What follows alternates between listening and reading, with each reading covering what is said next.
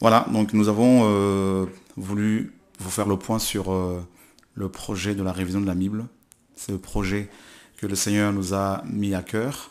Et nous allons vous donner quelques informations afin de savoir où ça en est, où nous en sommes, parce que nous savons que vous êtes de plus en plus nombreux à nous envoyer des mails. Nous recevons beaucoup de mails de votre part pour nous demander, n'est-ce pas?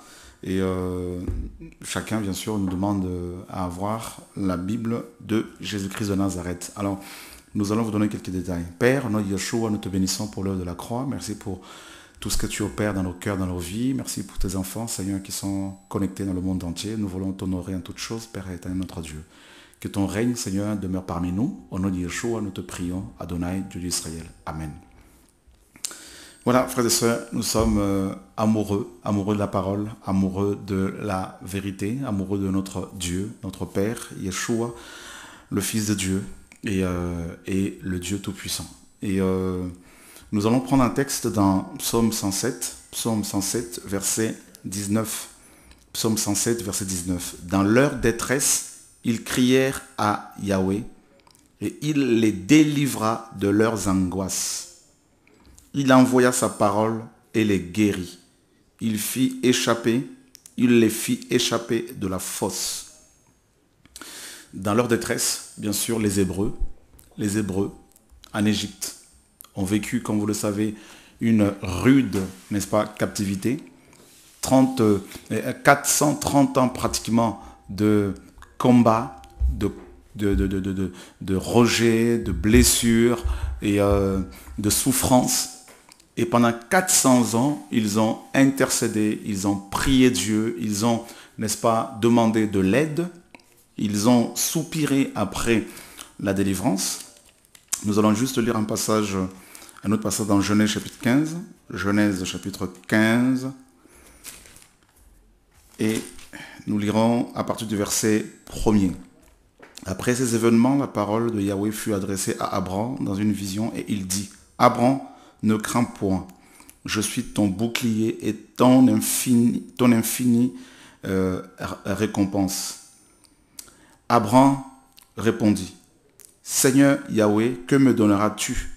Je m'en vais sans enfant et l'héritier de ma maison, c'est Eliezer de Damas.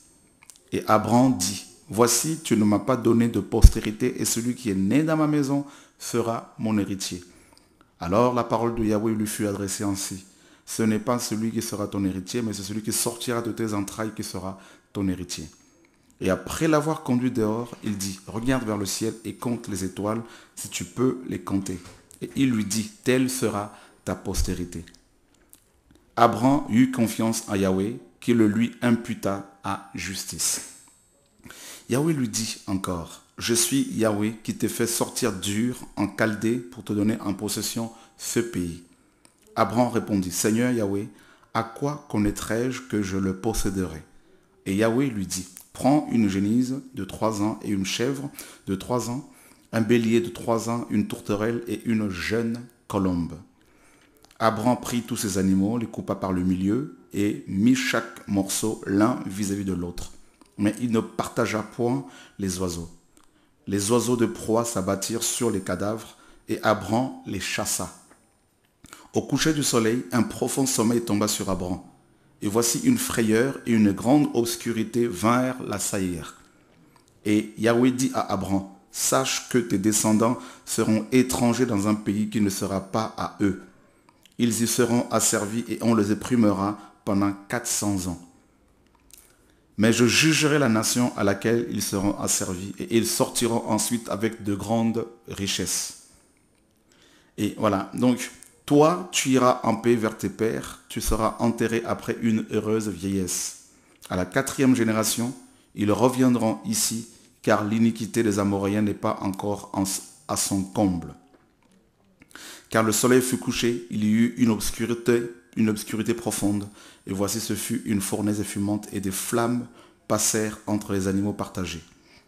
En ce jour-là, Yahweh fit alliance avec Abraham et dit, je donne ce pays à ta postérité depuis le fleuve d'Égypte jusqu'au grand fleuve, au fleuve d'Euphrate, le pays de Kéniens, de Kénésiens, de Camodiens, des Essiens, des Phérésiens, des Rephaïm, des Amoréens, des Cananéens, des Gergasiens et des Jébusiens. Voilà, Dieu dit à Abraham que ses descendants allaient être, sa postérité, ses descendants allaient être, n'est-ce pas, en captivité pendant 4 siècles.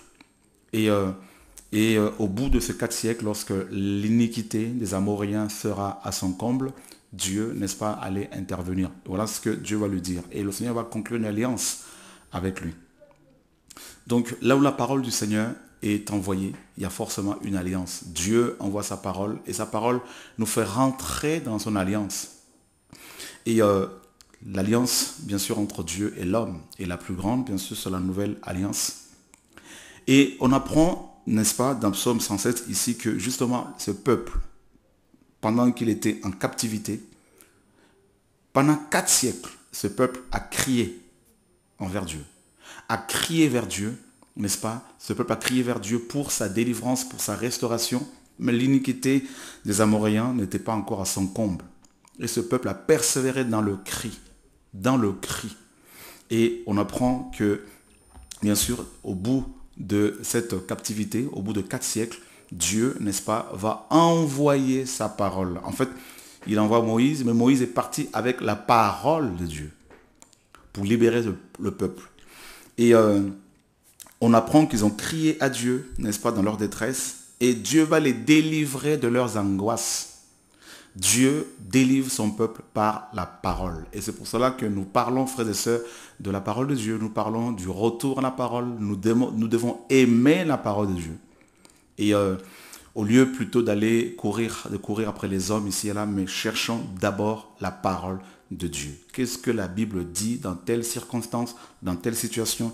Et voilà, nous sommes vraiment amoureux et nous voulons davantage aimer la parole de Dieu. Nous prions que Dieu nous donne cette capacité, cet amour pour la vérité, pour sa parole. Et Dieu délivre par sa parole, donc il ne délivre pas par d'autres instruments que par sa parole.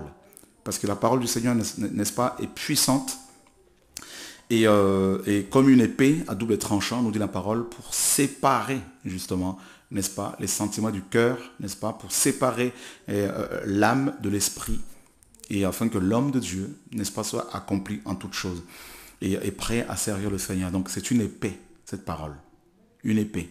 Et cette parole, elle est esprit et vie. Yeshua disait dans Jean 6, 63, « Mes paroles sont esprit et vie. La chair ne sert à rien. » disait-il. C'est l'esprit qui vivifie, la chair ne sert à rien. Les paroles que je vous ai dites sont esprit et vie. Voilà, donc cette parole que Yahweh envoya pour délivrer son peuple était son esprit et sa vie. La parole de Dieu est esprit et vie. Donc là où la parole est annoncée dans toute sa clarté, il y a l'esprit de Dieu qui rentre en action et automatiquement il y a la vie qui arrive, la vie de Dieu. Et vous qui êtes malade, vous qui avez des problèmes, je ne sais pas qu'est-ce que vous traversez en ce moment, je ne sais pas ce que vous traversez, en tout cas une chose est sûre, si vous voulez la solution, il n'y a pas, n'est-ce pas, d'autre solution que la parole de Dieu. Donc on a compris que cette parole que Yahweh a envoyée pour délivrer les Hébreux en Égypte n'était rien d'autre que sa vie et son esprit, n'est-ce pas? Mais il y a eu un troisième, n'est-ce pas, chose, un troisième élément concernant la parole de Dieu. Donc il y a d'abord la vie, il y a l'esprit et je dirais plutôt, il y a aussi un homme, n'est-ce pas? La parole de Dieu est esprit, la parole de Dieu est vie et la parole de Dieu est aussi, n'est-ce pas?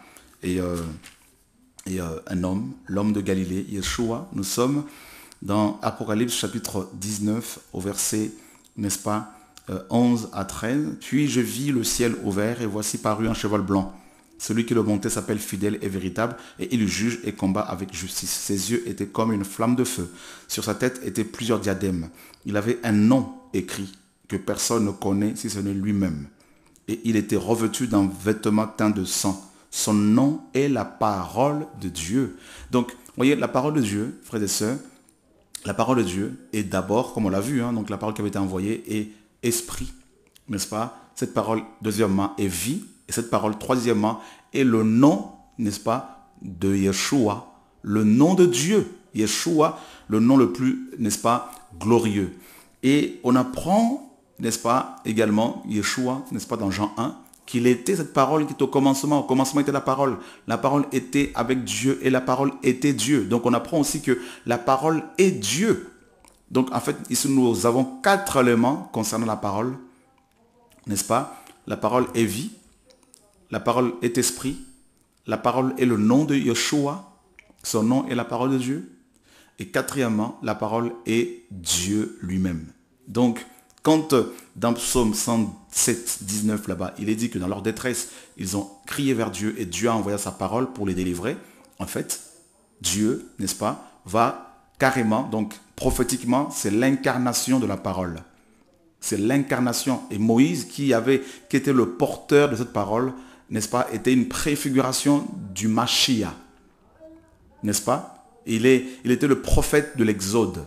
Et nous sommes dans une génération où le peuple de Dieu, beaucoup d'enfants de Dieu, crient vers Dieu, n'est-ce pas? Crient vers le Seigneur pour être délivrés de ce monde. Comme Romains le dit, Romains 8 nous dit que la création tout entière, n'est-ce pas, soupire après la révélation des fils de Dieu. Nous sommes dans Romains chapitre 8, au verset 18, il est dit « J'estime que les souffrances du temps présent ne sauraient être comparées à la gloire à venir qui sera révélée pour nous. Aussi la création attend-elle avec un ardent désir la révélation des fils de Dieu. Car la création a été soumise à la vanité, non de son gré, mais à cause de celui qui l'y a soumise, avec l'espérance qu'elle sera aussi affranchie de la servitude de la corruption pour avoir part à la liberté et à la gloire la liberté de la gloire des enfants de Dieu. Or, nous savons que jusqu'à ce jour, la création tout entière soupire et souffre les douleurs de l'enfantement. Ce n'est pas seulement elle, n'est-ce pas, mais nous aussi, qui avons les prémices de l'esprit, nous soupirons en nous-mêmes en attendant l'adoption, la rédemption de notre corps. Voilà, donc Paul nous apprend que la création ainsi que les hommes, donc les chrétiens, soupirent après, n'est-ce pas, la révélation des fils de Dieu. Donc vous voyez bien qu'il y a un cri qui est lancé depuis que l'homme est homme, depuis 2000 ans aussi, depuis la naissance de l'Église, il y a un cri qui est lancé. Les chrétiens, les saints, n'est-ce pas, lancent ce cri. Également, les juifs aussi lancent ce cri, n'est-ce pas, parce qu'ils espèrent, ils attendent le retour du Mashiach. Comme nous attendons bien sûr le Mashiach, Yeshua, notre Seigneur. Donc vous voyez qu'il y a un cri qui monte vers Dieu en ce moment. Et on nous apprend que bientôt Yeshua va venir. Et lors de sa première venue, les Hébreux avaient également crié parce qu'ils étaient sous l'occupation romaine. Et on apprend que la parole, n'est-ce pas, s'était incarnée, la parole s'était faite chair. Donc on voit bien que Moïse, qui avait été envoyé par Yahweh pour délivrer le peuple par sa parole, avec sa parole, a annoncé, n'est-ce pas, l'avènement du prophète de l'Exode qui allait délivrer également son peuple. Comment? Par sa parole. Il a dit Yeshua, en mon nom, ils chasseront les démons. Or, son nom est la parole de Dieu. En mon nom, ils parleront de nouvelles langues. Matthieu, nous sommes dans Marc chapitre 16, versets 15 à 20. En mon nom, ils saisiront des serpents, ils boiront de breuvages mortels et ils ne seront pas, n'est-ce pas, ils ne mourront pas. Donc, vous voyez bien que tout tourne autour de la parole de Dieu. Et sa parole, comme on l'a vu, est esprit et vie. Sa parole est le nom de Yeshua. Sa parole est Dieu lui-même. Voilà les 4 éléments que nous avons ici. Bien sûr, sa parole est aussi l'eau, l'eau de la parole. Donc ça, c'est un 5e élément qu'on peut rajouter. Vous voyez, à chaque fois, au fur et à mesure que je parle, l'esprit me rajoute des éléments. C'est magnifique, c'est beau. Et comme vous le savez, nous ne préparons pas nos enseignements à l'avance. Donc, il y a plusieurs choses qui sont représentées par la parole de Dieu. La parole de Dieu est représentée par plusieurs éléments. Donc, on a la vie éternelle, bien sûr. Et Yeshua dit, je suis le chemin, la vérité et la vie. Il y a aussi l'esprit. Or, Jésus-Christ est aussi l'esprit. Parce que le Saint-Esprit est appelé l'esprit de Jésus dans Actes chapitre 16. N'est-ce pas? Et on voit bien que la parole qui est aussi son nom, donc son nom est la parole de Dieu. La parole de Dieu est l'eau, donc Yeshua, n'est-ce pas? Et aussi l'eau de vie qui est l'esprit aussi. Donc il y a plusieurs éléments qui concernent la parole de Dieu. Donc voilà pourquoi nous devons vraiment aimer la parole de Dieu, frères et sœurs. La méditer, la lire, la comprendre, l'étudier. Et de Genèse à Apocalypse. Donc cette parole, la parole de Dieu, la Bible, nous devons bien sûr, donc la parole de Dieu, nous devons la méditer, nous devons l'assimiler, nous devons la garder dans nos cœurs, dans nos pensées, comme David le disait dans Psaume 119 au verset, n'est-ce pas, 11, il disait, je serre ta parole dans mon cœur afin de ne pas pécher contre toi. Voilà. Et Yeshua, Dieu disait aux Hébreux dans Deutéronome 6, dans Deutéronome 6, que cette parole ne s'éloigne pas, que ce commandement ne s'éloigne pas de ta bouche. Médite-le nuit et jour. Il disait également à Josué, il disait qu'il fallait que cette parole soit attachée à leur main droite ou à leur front. Et voilà. Donc, la parole de Dieu est cet élément que Dieu utilise pour nous délivrer. Son nom, qui est la parole, est le nom qui nous est donné sous le ciel, grâce auquel nous sommes délivrés. Actes chapitre 4, verset 12. Donc, la parole, on doit vraiment l'aimer. Je pense que vous avez compris, n'est-ce pas? Faisons les choses selon la parole. Ne sortons pas de la doctrine de Yeshua. Aimons la parole de Dieu. Aimons la vérité. Donc, la parole de Dieu est la vérité. Jean 17, 17, Yeshua disait, Yeshua homme, au Père, sanctifie-les par ta vérité, ta parole est la vérité. Donc c'est un autre élément, la parole de Dieu est la vérité. Donc quand Moïse est arrivé en Égypte, quand il est allé en Égypte, la parole qu'il a proclamée, il ne devait même pas ça. Je pense qu'il ne s'en est même pas rendu compte que c'était aussi Yeshua. Quand il parlait à Pharaon, c'était la parole de Dieu. Il a répété ce que Dieu lui disait, n'est-ce pas? Donc cette parole-là, c'était Yeshua. En fait, Moïse est allé confronter Pharaon avec Jésus-Christ, sans qu'il ne le sache. Moïse est allé confronter Pharaon avec, n'est-ce pas, la vie de Dieu pour combattre la mort. Moïse est allé combattre Pharaon avec l'esprit de Dieu pour combattre les esprits démoniaques, sataniques. Moïse est allé combattre Pharaon, n'est-ce pas, avec la vérité qui a franchi. Vous connaîtrez la vérité, Jean 8, n'est-ce pas? Et la vérité vous affranchira. Vous affranchira. Si donc le Fils vous affranchit, vous serez véritablement libre. Donc Moïse est allé avec ces éléments-là, avec l'eau de la parole, et il a su délivrer le peuple. Voilà pourquoi, frères et sœurs, ce ne sont pas les hommes qui délivrent, ce ne sont pas des bishops, des apôtres, des prophètes, des docteurs, mais c'est Dieu par sa parole, c'est Dieu par son nom. Et son nom, aujourd'hui, c'est Yeshua HaMashiach, Jésus-Christ, notre Seigneur et Sauveur, le Dieu Tout-Puissant. Et voilà pourquoi, frères, je voulais bien sûr, avant de vous présenter quelques éléments concernant la Bible que nous avons, grâce au Seigneur, révisé, et vous introduire d'abord avec ces quelques passages, cette courte exhortation pour vous encourager à aimer la parole. Je tiens aussi à préciser que la BJC, la Bible de Jésus-Christ, n'est pas la seule Bible que nous recommandons aux gens. Nous recommandons d'autres Bibles comme la Martin, comme l'Osterwald de, n'est-ce pas, 1976, si je ne me trompe, ou 79. Voilà. Et puis la Bible de l'épée, de 1540. Et puis plein d'autres Bibles. En tout cas, on vous donnera tous les détails dans les prochains jours. Je voudrais vous dire, vous qui priez pour ce projet de la Bible, vous qui l'attendez, vous qui nous avez soutenus, vous qui, n'est-ce pas, aimez la vérité, cette Bible est déjà totalement révisée. Elle est à ce jour, si je ne me trompe, déjà pratiquement totalement imprimée. Et donc nous attendons la livraison d'ici quelques jours. Et donc la livraison de 10 000 exemplaires.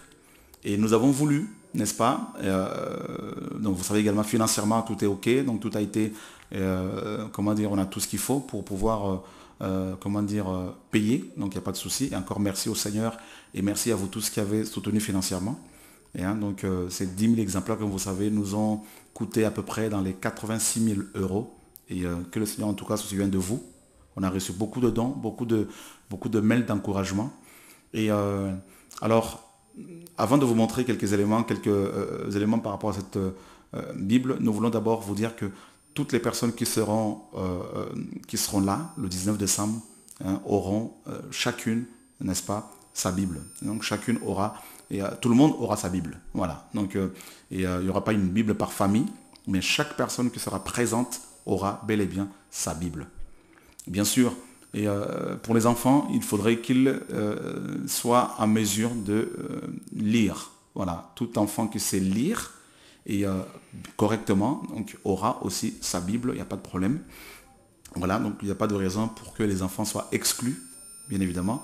Mais attention, les parents, n'allez pas emprunter, n'allez pas demander à vos voisins, à vos amis de vous donner leurs enfants pour que vous veniez avec eux, ça ne sera pas correct. Soyons chrétiens, soyons vrais. Voilà, donc les enfants qui savent lire auront leur Bible, il n'y a pas de problème. Donc voilà, et on va vous montrer quelques éléments pour pouvoir vous encourager, donc pour que vous voyez aussi le travail qui a été fourni. Nous avons travaillé comme des malades, comme des fous de la parole, bien sûr. Nous avons passé, le dernier mois pratiquement, nous l'avons passé ici, et en dormant dans des conditions qui n'étaient pas vraiment appropriées, hein, donc dans des conditions très difficiles. Et tout cela par amour pour la vérité, par amour pour notre Dieu et par compassion pour les âmes. Voilà. Alors, l'équipe technique, est-ce qu'on peut avoir quelques éléments de cette Bible, s'il vous plaît? Donc là, vous avez la couverture de la BGC. Ça sera exactement comme ça. Donc, voilà. Et alors, vous avez voté cette couleur, donc la couleur noire et grise. Hein, donc, voilà. Donc, vous savez qu'on avait soumis plusieurs couleurs au vote. Et donc, la couleur noire a été remportée, tout simplement. Voilà le suffrage. Et donc il y a noir et gris. Donc voilà. Et donc BGC, Bible de Jésus-Christ. Alors pourquoi cette image, pourquoi ce logo et avec ce personnage avec le chauffard? Tout simplement dans Ésaïe 58 et dans toutes les Écritures, le chauffard bien sûr représente l'aspect prophétique. Hein, donc le service prophétique pour, bien sûr, interpeller les gens, pour rassembler les gens. Vous savez, lors des 7 fêtes de Yahweh, des chauffards, hein, des coups de chauffard étaient retentissaient pour rassembler les élus, voilà, pour convoquer les gens à des réunions solennelles. Et nous savons aussi que les 7 chauffards, les 7 trompettes, n'est-ce pas, dans Apocalypse, nous annoncent des événements. Et la 7e trompette, bien sûr, nous annonce, quand elle retentira, ça sera l'enlèvement des saints, le départ de la véritable église pour les noces. D'abord pour le tribunal de Christ, ensuite les noces. Voilà. Donc, donc voilà pourquoi nous avons eu à cœur de mettre, bien sûr, ce personnage. Voilà. Et puis vous avez remarqué également que en bas, et hein, si on peut revoir rapidement l'image, voilà l'équipe technique, merci. Donc en bas, il y a écrit interdite à la vente. Et puis encore en bas, il y aura un verset. Il y a un verset qui n'apparaît pas sur cette affiche, mais qui apparaîtra sur la couverture de vos Bibles. Il y a un verset d'Apocalypse 19, 10, où il est dit que l'esprit de la prophétie est le témoignage de Christ et l'esprit de la prophétie. Voilà, c'est vraiment pour montrer d'emblée que c'est une Bible qui annonce, ce livre annonce, parle d'un homme, donc Yeshua, le Mashiach, de Genèse à Apocalypse, comme il a si bien dit. Voilà. Pourquoi la Bible de Jésus-Christ? Est-ce parce que nous voulons montrer aux gens que nous avons la seule et véritable Bible? C'est pas ce que nous annonçons, c'est pas ce que nous disons. Je vous ai dit qu'il y a d'autres traductions et qui sont, il y a plusieurs autres traductions. Voilà. Donc, mais nous avons voulu tout simplement, n'est-ce pas, honorer Jésus-Christ, notre Maître, notre Seigneur, en mettant en exergue son nom. Voilà, tout simplement. Parce que nous estimons que ce livre doit porter le nom de son auteur, parce que c'est lui qui l'a inspiré, c'est lui qui l'a bien sûr révélé, et nous voulons lui donner toute cette gloire. Voilà. Et donc, elle sera donc gratuite. Et on va on va montrer rapidement, n'est-ce pas, quelques textes pour que vous ayez à peu près une idée. Voilà. Donc, est-ce que, voilà, donc là, voilà, on va défiler. Voilà comment ça va être. Donc, même si c'est un peu flou, c'est fait exprès. Voilà. Voilà, sur la table de matière, tableau des abréviations. On peut agrandir le tableau des abréviations. L'équipe technique, c'est possible. Si c'est pas possible, c'est pas grave.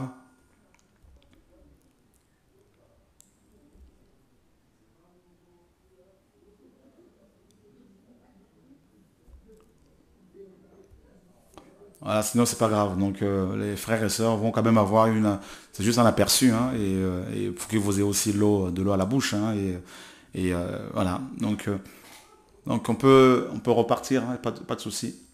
Voilà, le tableau des abréviations, si on peut le revoir rapidement. Et donc vous avez vu la couverture, vous allez voir le tableau des abréviations. Et ensuite, on va défiler, faire défiler le texte jusqu'à... voilà. Donc là, vous avez le tableau des abréviations, vous avez la Torah, vous avez le Nevi'im, les prophètes, et vous avez les Ketuvim, les autres écrits, et vous avez le testament avec bien sûr le logo, hein, BJC à côté, les évangiles, vous avez les évangiles, ensuite vous avez le testament de Jésus et non le Nouveau Testament. C'est le testament de Jésus, ou la Nouvelle Alliance. Voilà. Et vous avez les épîtres, tout ça. Et puis ensuite le sommaire. Voilà. C'est bon. On va...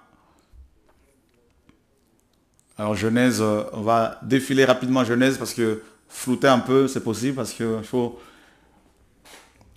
Voilà, parce qu'on veut vraiment que vous ayez de l'eau à la bouche et qu'il y ait l'effet de surprise aussi quand même parce que c'est ça aussi qui fait la beauté de ce travail, de ce don que Dieu nous... des dons, hein, que Dieu nous fait. Donc l'effet de surprise, on est là tout d'un coup, tac, on découvre les choses. Voilà. Donc voilà, c'est bon, on va descendre rapidement. Rapidement, s'il vous plaît. Voilà, les commentaires, tout ça. Voilà, ça c'est les commentaires. Les commentaires aussi, vous voyez comment ça va être un peu à peu près. Voilà. Gloire à Dieu. Et on va aller directement dans les tableaux d'en bas. Voilà. Donc après Apocalypse, il y a les tableaux, il y a le dictionnaire, il y a plusieurs images. Et voilà, juste vous montrer comment ça va être et le travail qui a été fait, frères et sœurs. Merci Seigneur en tout cas. Le Seigneur nous a assistés grâce à vos prières, grâce à vos conseils, grâce à vos suggestions. Nous nous rendons compte que nous sommes vraiment encouragés et que l'Église de Dieu est une vraie famille. Même ceux qui ne sont pas forcément avec nous physiquement, qui ont leur service ici et là, et qui ont leurs assemblées ici et là, et même si on ne se connaît pas, mais par contre, nous sommes tous une même famille en tant que chrétiens, issus des nations et issus aussi, bien sûr, d'Israël. On a dit Yeshua, le corps de Christ, tout simplement. Voilà. Donc, et ceux du passé, ceux d'aujourd'hui, nous sommes un corps. Et que Dieu soit béni. Voilà. Donc, on va remontrer ça. S'il vous plaît, l'équipe.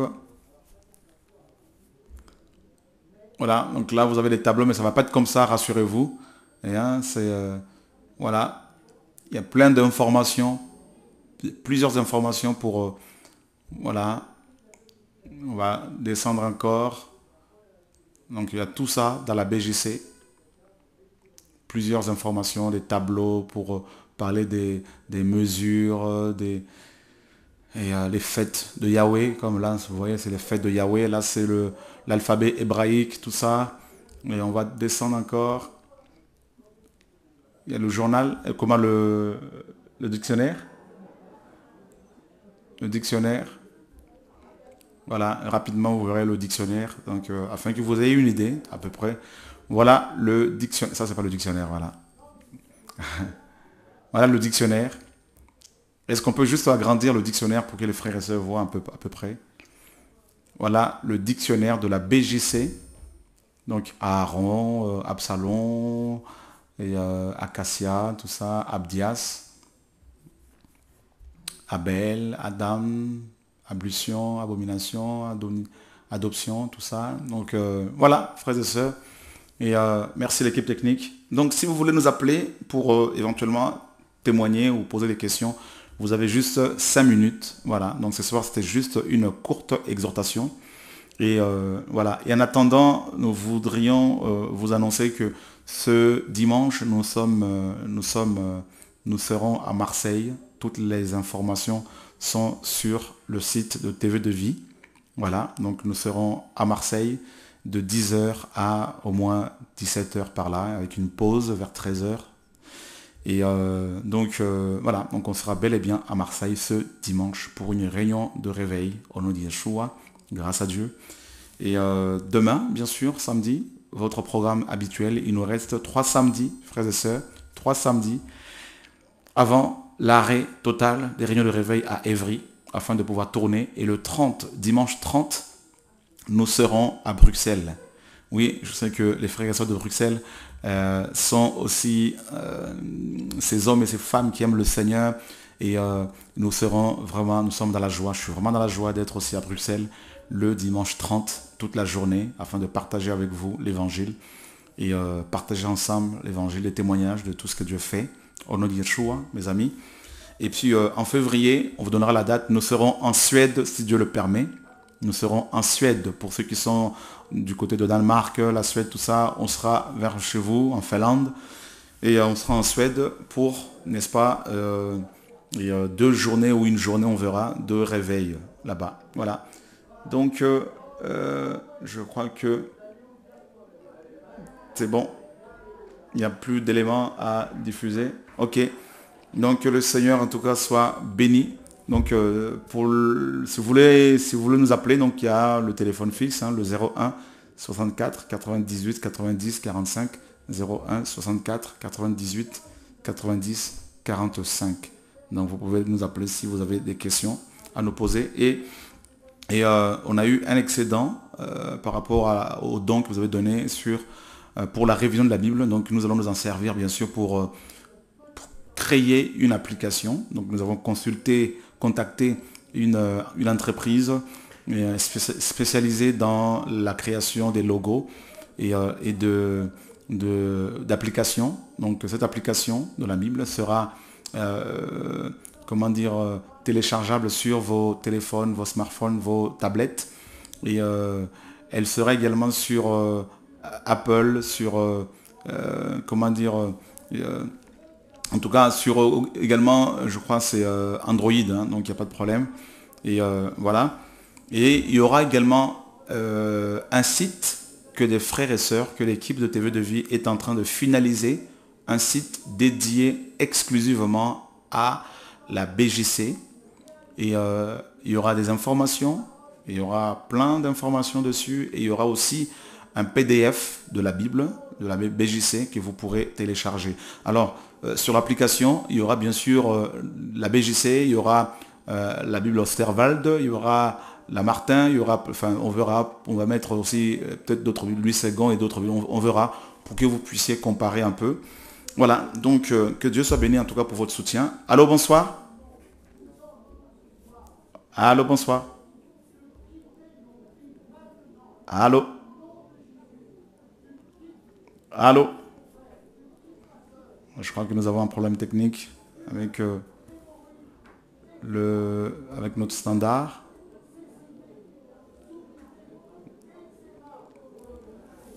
Voilà, problème technique et côté de l'équipe.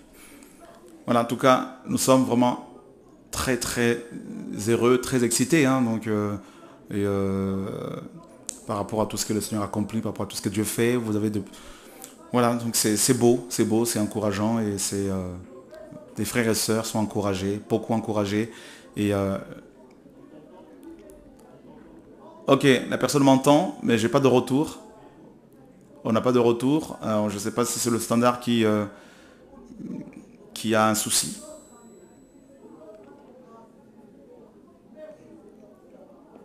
Voilà, donc vous êtes de plus en plus nombreux à vous mobiliser, hein, pour le 19 décembre prochain. Et la salle sera ouverte pour nous, parce que nous allons bien sûr installer le matériel. Et la salle sera accessible, on pourra y accéder à partir de 8h30 du matin pour pouvoir installer la sono. Nous avons loué une sono très, c'est une bonne sono, une sono professionnelle, encore mieux que celle que nous avons eue en 2012, le 21 décembre 2012. Nous avons également loué une deuxième salle d'une capacité de 900 ou 1000 places, hein, donc à peu près, assises, et entre 900 et 1000 si je ne me trompe.